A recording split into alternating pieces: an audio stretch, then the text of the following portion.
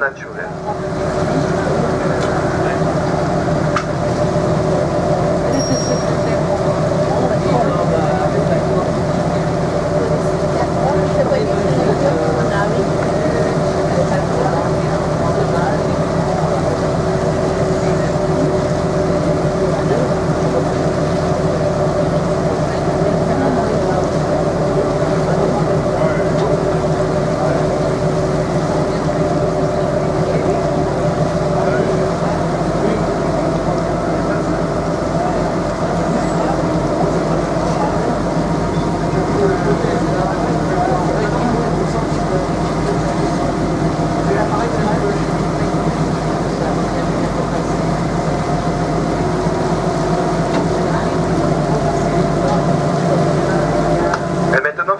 Sur la gauche du bateau, l'avant gauche, vous pouvez observer la gare maritime de Bonifacio. Donc c'est d'ici que s'effectuent les traversées pour Santa Teresa di Gallo, qui se trouve en Sardaigne, juste en face. La Sardaigne, c'est île italienne, on y reviendra un peu plus tard dans la balade. Donc les deux ports sont séparés par 12 km. La traversée s'effectue en 1 heure environ. Sont desservis par 2 compagnies qui ont chacune un bateau. On en verra sûrement un des deux au retour. Donc il y a la Mobiline avec sa baleine qui rigole et la Blue Navy. La Blue Navy avec son bateau qui s'appelle Ichnusa d'ailleurs. Ichnusa, c'est l'ancien nom de la Sardaigne.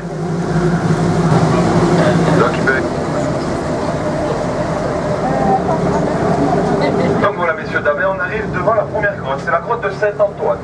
Alors cette grotte appelée plus communément le chapeau de Napoléon Bonaparte, car les contours extérieurs de cette grotte prendraient la forme du chapeau de l'empereur. Alors on le verra mieux à la fin de la balade quand on reviendra d'un peu plus loin. Et bien évidemment avec un peu d'imagination, bien sûr. Donc dans cette grotte, rien de particulier, mis à part la différence de température qu'on peut retrouver à l'entrée de la grotte et au fond, qui peut varier jusqu'à 8 degrés en plein été. Tout simplement car le fond de la grotte ne voit jamais le jour. On peut aussi observer des stalactites, à savoir que les stalactites grandissent d'1 centimètre par siècle, ils nous ont entre autres aidé à nous donner une idée de l'âge de nos falaises.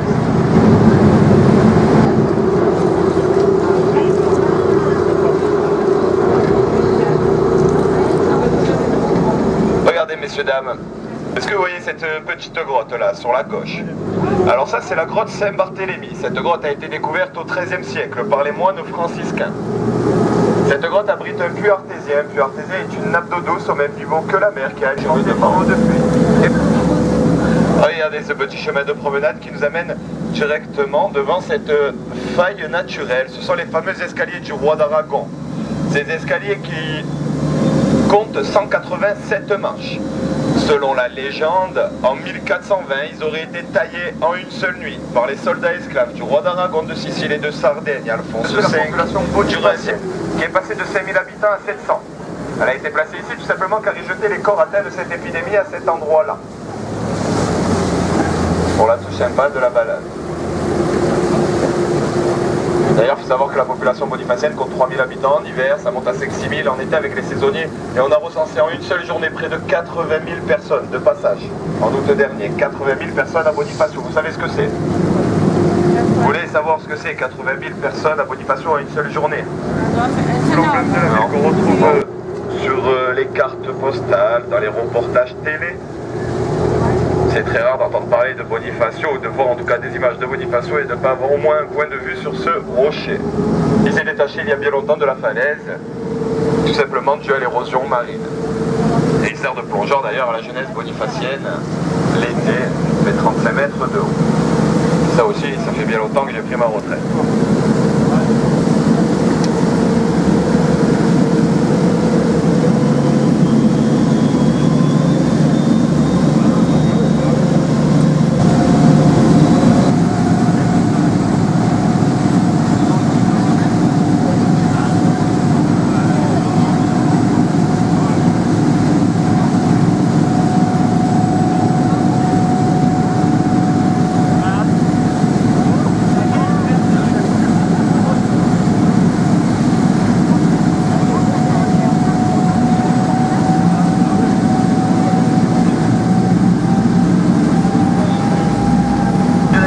de Sébastopol en Crimée, donc en Russie à l'heure actuelle. Le lendemain de son départ, donc le 15 février 1855, il s'est retrouvé pris d'une tempête aux abords des Bouches de Bonifacio. Il a perdu son gouvernail et il est venu se fracasser contre cette île. C'est pour ça qu'il y a ce monument au mort. Donc à son bord, ce navire, 750 hommes d'équipage et soldats, aucun survivant. Donc la tempête a mis 2 semaines à retomber. Au bout de 2 semaines, je vous laisse imaginer l'état des corps.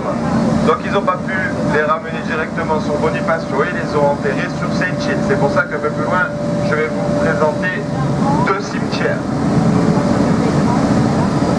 Donc un pour les officiers et un pour les marins et les soldats. Ils ont retrouvé exactement 392 corps, un peu éparpillés dans l'archipel d'Elavet, ainsi que sur les côtes nord de la Sardaigne.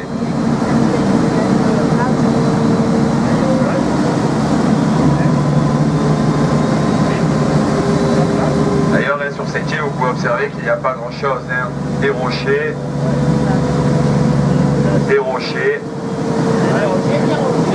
et des goélands. Hein. Quelques goélands. Regardez encore, vous voyez le bateau blanc. Juste derrière, vous voyez un petit muret, c'est pas évident, avec 4 pics à chaque angle. Vous voyez ces pics? Ça c'est le premier cimetière. Et après l'autre, je vous le présenterai un peu plus loin. Donc d'ailleurs, madame, n'est pas chauvin, on est juste réaliste. Hein. Regardez devant vous. Regardez-moi ça.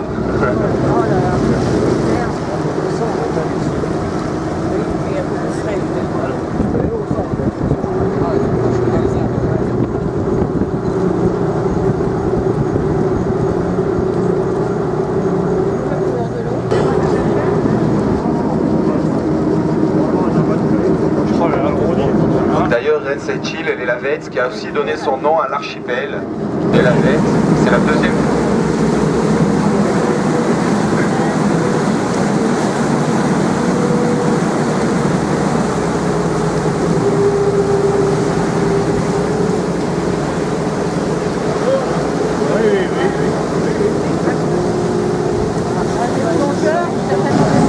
Tout simplement pour prévenir les dangers qu'on peut rencontrer aux abords de cette île.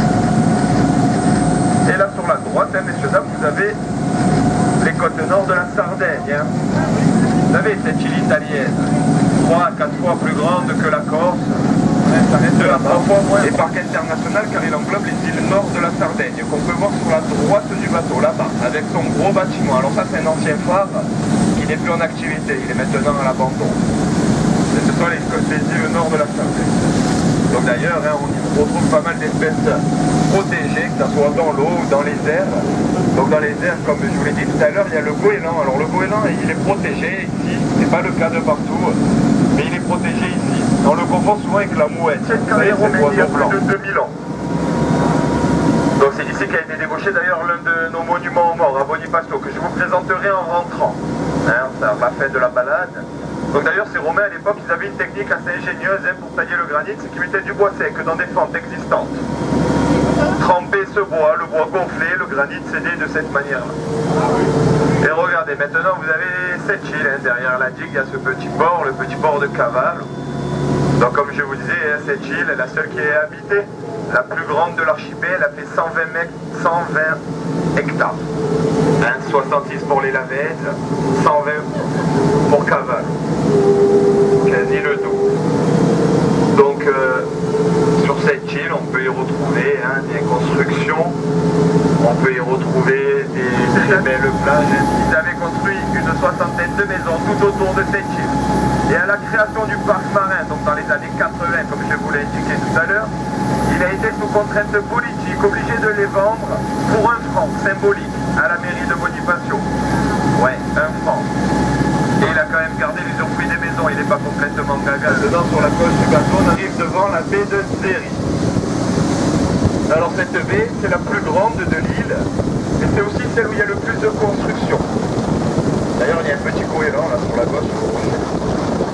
Donc cette île c'est la plus grande et aussi celle où il y a le plus de construction. Il faut savoir que la majorité des maisons, ils les ont construites à l'est de l'île, car les vents dominants dans les villes de Bonifacio c'est le vent d'ouest.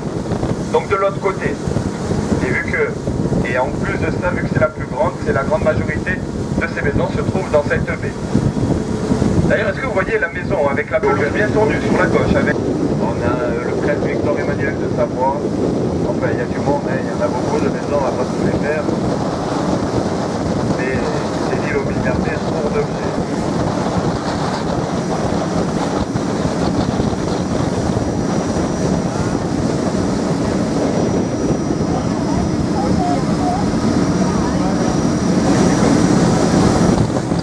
Regardez sur la droite, on a cet amas de rochers encore, vous le voyez là? Alors ça c'est Fourage à Saint-Moitié. Bon, tout simplement comme ça. Vous vous rappelez pas de cette compagnie italienne? Hein? Eh ben, c'est là-bas qu'il a appris à nager d'ailleurs. Regardez, il y a encore une maison sur la gauche avec de cet architecte. Et là vous voyez cette maison avec les formes cubiques là. Vous la voyez?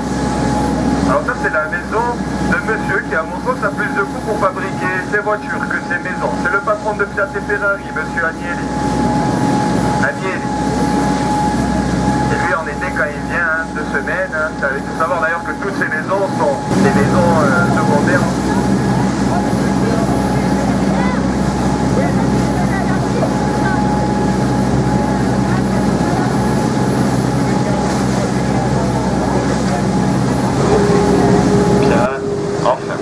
La particularité qu'elle a, cette île, c'est qu'on peut y accéder à pied par un banc de sable à 50 cm de profondeur.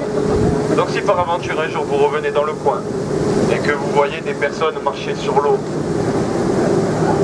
c'est ni Jésus ni Moïse, hein, c'est les personnes comme vous et moi qui profitent de ce banc de sable.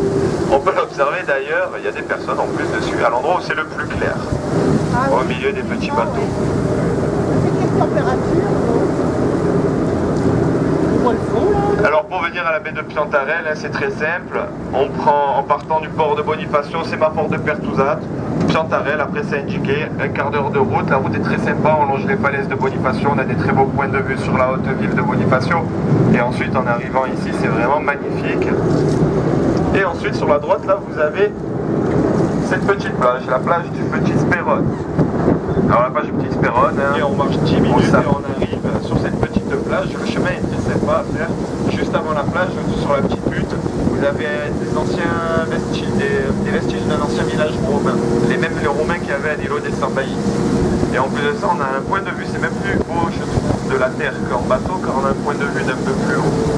Donc si vous avez l'occasion de le faire, je vous le conseille, il y a tous ces bleus turquoise, ces bleus là, les turquoises qui se superposent, c'est vraiment beau. Et on regarde sur la droite, qu'on puisse découvrir sur le calcaire, il faut savoir que ça pousse très mal, la végétation.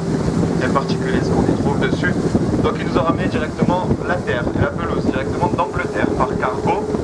Et ils nous ont fait ce golf de cette manière-là. On a pu découvrir les joies du golf, tout simplement. Donc pour le pratiquer, hein, il est accessible à tous. Et il demande à tracer des routes en mer pour éviter de venir se fracasser contre les rochers. Bon, maintenant on a les GPS, hein, c'est tout aussi bien. Mais bon, on n'est jamais à l'abri d'une panne. Et certains puristes aiment encore se servir de ces amers. Petite vierge. Et alors, on a peur en silence. Donc cette petite vierge, elle a été placée là par nos patrons pêcheurs à l'époque pour nous souhaiter bonne chance lors de nos sorties en mer. Alors pour nous porter chance, on a pris l'habitude de lui faire un petit coup. Et regardez messieurs, dames, en hauteur sur votre droite, vous avez ce gros bâtiment à l'abandon. Ce gros bâtiment à l'abandon, c'est l'un des anciens bâtiments de la caserne Montlore. Donc la caserne Montlore, c'est ici que séjournaient les légionnaires de 1962 à 1983. Depuis, ils ont été délocalisés à Calvi, en Haute-Corse, et à Nîmes, en France. Et aussi à Castelnaudary, vous savez, là où il est fort, en France. Et à Orange.